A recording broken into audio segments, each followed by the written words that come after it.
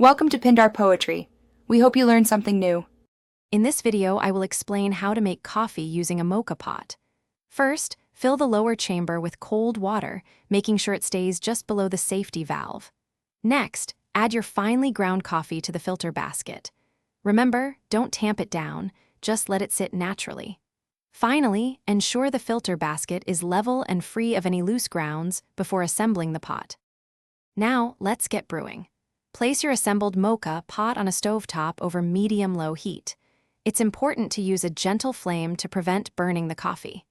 Keep an ear out for a distinct gurgling sound, which tells you the coffee is starting to brew and rise into the upper chamber. Once the upper chamber is nearly full, remove the pot from the heat immediately. Your delicious Moka pot coffee is ready. Carefully pour the rich, aromatic brew into your favorite mug and savor the moment. After enjoying your coffee, let the Moka pot cool down completely before you attempt to disassemble it. This prevents burns and makes cleaning easier. Rinse all the parts thoroughly with warm water, but remember to avoid using soap, as it can leave a residue.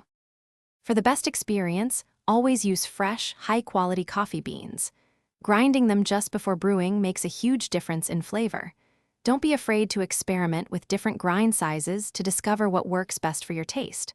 Also, remember to stay hydrated throughout your day.